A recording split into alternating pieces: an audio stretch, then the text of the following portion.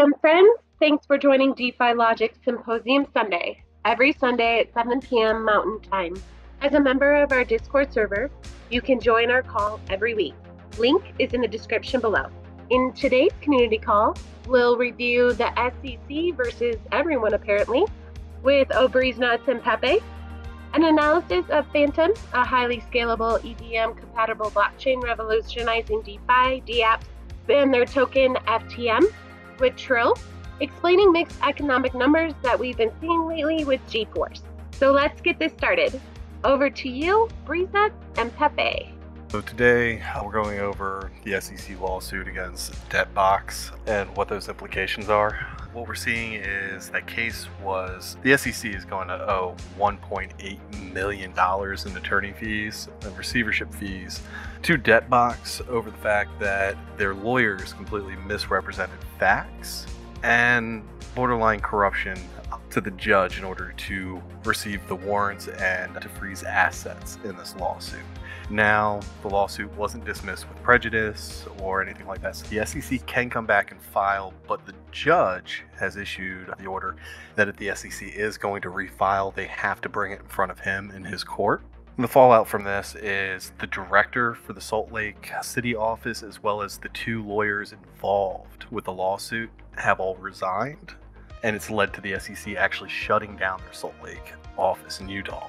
What you're seeing is, if there is a countersuit from Debtbox, you're probably going to see a lot of finger pointing amongst these three, pointing back to the SEC. And since these communications have been brought as a matter of fact, so if the lawyer's saying that they're just doing what they were told, that's going to bring internal communications into this, and we may actually see evidence, solidified evidence for the first time of the SEC with an ongoing campaign to stifle cryptocurrencies. And the whole concept of qualified immunity does go out the window when somebody operates outside of their training or statutes or regulations of their department. So because this is them misrepresenting facts in a courtroom, they're not going to be covered by qualified immunity. These individuals are going to be able to be personally sued, so it's going to be in their best interest to point back to the SEC. It's going to open up a lot of information that I think Binance, Coinbase has been saying we're going to see things that are actually supporting this. Yeah, this whole thing is a train wreck, dude. It's unbelievable how this is literally, I really feel like it's not an exaggeration or hyperbolic to say that this is like Watergate for the S. It's not that they went in and they like surveilled someone or did something illegal in that sense, but like in court, like misrepresentation of facts that led to, it's like, it's laughable, dude. They misrepresented facts in federal court to a judge, and then the judge froze all of Debtbox's assets. That's insane. And then when the judge found out that the SEC is lying and misrepresenting facts, like the whole case turned around. Like I can't even, as a meme lord, I can't even think of something that would be more ridiculous than this coming from a regulatory agency like the SEC. It's truly unbelievable. And yeah, like you were saying, they shut it down. 3 of the attorneys, I think it was 3, resigned as a result. And they even note in this press release on the SEC website that it has recently experienced significant attrition. It's like, dude, this is such a train wreck. It's totally unbelievable, honestly. But yeah, I mean, it's just an indicator in the judicial branch of what we all knew, that the SEC is really not doing its job like it should be doing. At the end of the day, if you have cops, blue uniform and badge officers in the court misrepresenting things to the judge, what do you call that? You call that corruption, point blank. Yeah. The SEC, 100%. They just did the exact same thing, and they're just calling it misrepresent. No, this is going to blow up. This is going to be in the news cycle for a minute, which means that Debtbox is going to be in the news for a minute. So I might have to look into buying some Debtbox, whatever ticker that is. Because when I saw this, I was like, man, I really need to look into whatever token this is, because they just proved in court that they're actually doing everything right. You know what I mean? And that the SEC went after them for no reason, essentially. I don't know if the coin pumps or token, but I wouldn't go as far to say that they proved in court they're doing everything right, but I would go as far to say that in order to get what they wanted done, the attorneys had to misrepresent the facts of the case. That's fair, for sure. Yeah, this is definitely an interesting case. And I think this is going to be like it could be the straw that breaks the camel's back. We'll see in terms of the SEC. But I think they have a lot of straws on their back right now, just in terms of not only this case, but the fact that the Ethereum ETF was approved, right? So that kind of indicates something along the lines of the way that they were characterizing Ethereum as security doesn't really pan out that way when they approve the ETF to especially if you go back to traded up for a commodity. Yeah, especially if you go back through their previous litigation. They're maintaining that anything that's proof of supply is a security right off the bat. Any programs offered by an exchange convert a commodity to a security. And I highly implore people to see or watch the old MIT lectures on YouTube of Gary Gensler before he was SEC commissioner. He was a lecturer at MIT, and he definitely had a different view of Ethereum back then. It was even calling certain coins. What was this? I'm looking at it right now. Looks like really 4 years ago. Maybe that's when it was uploaded, but I watched the majority of his lectures. Yeah, it says on YouTube 4 years ago on MIT courseware. If you have time to go through all of it, it's really interesting to see the change of events and perspective from Gary Gensler, because it's much different back then than it is now. Now, something interesting, because there's a political aspect to this. In this past week or so, we're seeing that coming out. The right is supporting crypto, which is crazy. The left is coming out against it, which is hilarious because about 20% of the American population has some form of crypto, with over half of that being in the millennials and another 13% being younger than that.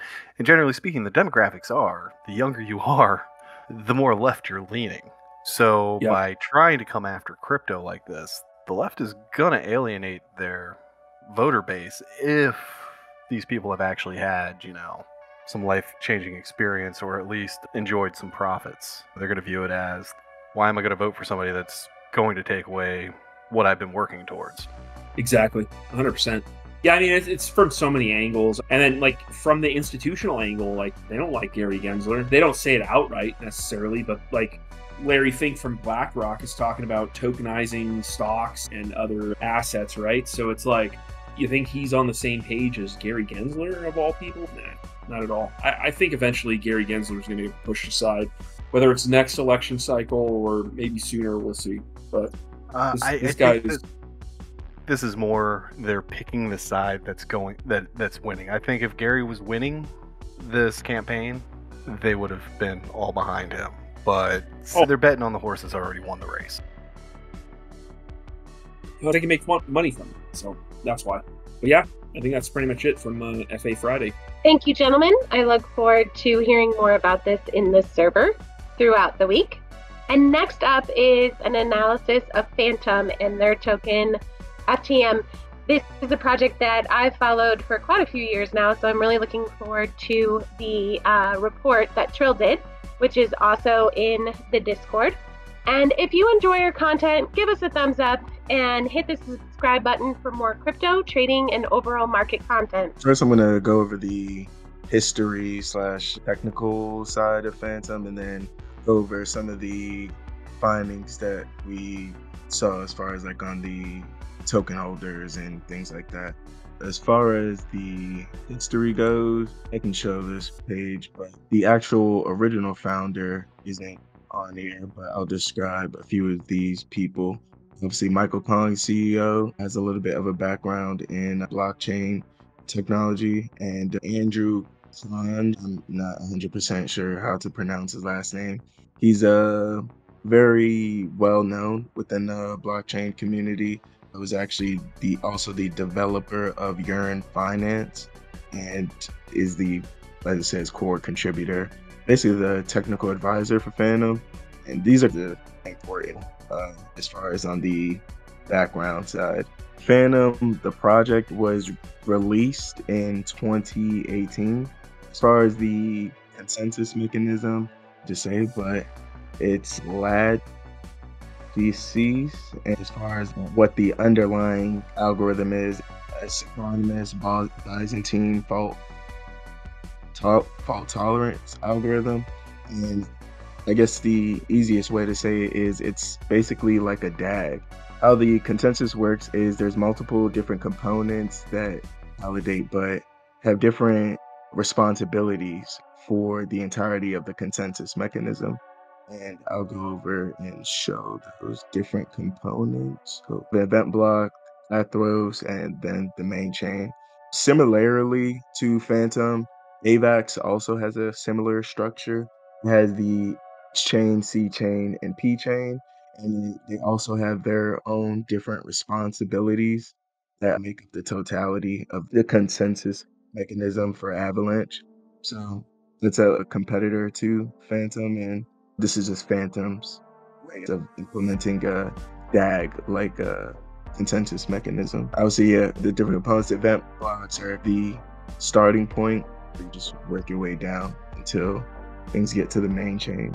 Some of the things I'll mention, I'll just go ahead and mention with the weekly wallet findings because they're also in that report. But as far as the technical side, this is the main technical side. As far as the reward structure, you have right there, 15, I believe, also goes to developers and validators, 70%. Fantom actually is built upon multiple different, not to say like white papers, but different concepts that ended up coming together and making the lattices consensus mechanism. And the main chain of Fantom is the op chain. Oh, and to mention the actual original founder is a guy named Dr. Ahn, South Korean computer scientist. As far as what Fantom was able to raise when they did release in 2018, it was 40 million. The investors are listed here. As of last week, the market cap was around 2.5 billion. A little bit of the ecosystem activity. The peak of Fantom was in March of 2022, similarly with the rest of crypto. As far as the validator statistics, and I'll go over the pictures as well. Actually, I'm gonna go over the top total verified contracts. We have 57. Most of them are actually just tokens, but some of them are major dexes and other things implementing DeFi. Smart money holders, there's a 1,000 or 1,500 smart money holders holding 2 billion tokens. And as far as our top 5 protocols and their top TVL in comparison to Fantom's TVL, which is 800 million. In comparison, as far as our total validators, verified contracts, fans, yeah, 56,000. Then we have 1,500 validators for Avalanche, and as far as 2 notable chains that are implementing similar consensus mechanisms, these are both DAG-like. AVAX is obviously more popular than Fantom. As far as our smart money holders, I'll go over and look over one of the DBank wallets for this high balance here, and look over some of the holdings that they had. I think that was a lot better than before the refresh. So I think there might have been some wallet activity, at least in the past week or two. Not much of anything exciting, I guess, for this wallet. We have a Fantom and the USD likely for the particular DEX or bridge, as we do see Stargate here. In comparison to what was seen last week, as we can see the difference in wallet activity real time. Because AB made a lot of money being traded within the past week. Obviously, it looks to be a little over a 2x. I believe that's all I have to talk about as far as the technical side and wallet findings. Went over the how Fantom is a DAG or has a DAG-like consensus, or the AVE at least some top metrics of Avalanche to Fantom. Interestingly, got to see some real-time, or not necessarily real-time, but at least a change in wallet activity from top buyer. There's this top wallet address here, which is last week. There's no questions. That's pretty much all I have to say about Fantom. Thank you, Trill. I do know there are a few people watching Fantom recently. It looks like they're rebranding or doing something with Sonic, and so I'm curious about that. So I'll be keeping an eye on Fantom. Thank you so much, Trill. And the full report is in the Discord. Next up is G-Force, and he will be going over some mixed economic numbers that we have been seeing lately, and doing some explaining behind that. Yeah, we've had a lot of mixed economic numbers, not only last week or last couple of weeks, but the last month or so, actually 2 months. So a lot of people are thinking these mixed economic numbers that the economy is going to have a soft landing. So I want to look at that and not necessarily debunk it, but try and define it and see what people are really talking about. So an economic soft landing is, according to Investopedia, is a soft landing may also refer to a gradual, relatively painless slowdown in a significant industry or economic sector. So basically they're talking about, okay, we're not going to have a recession, just a slowdown, nothing's going to break, and if nothing breaks, then we have a soft landing.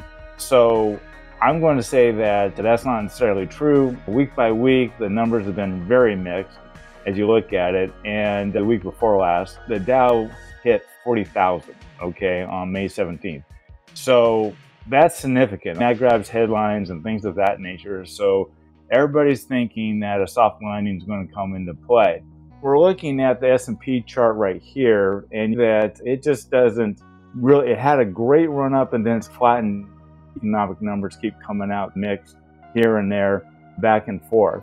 And you can also see that this is the US 10-year yield. You can see that it has just gone up. It's over 4% here, and it's gone up over 4.5% there, which is the most recent. So a soft landing isn't in the cards yet.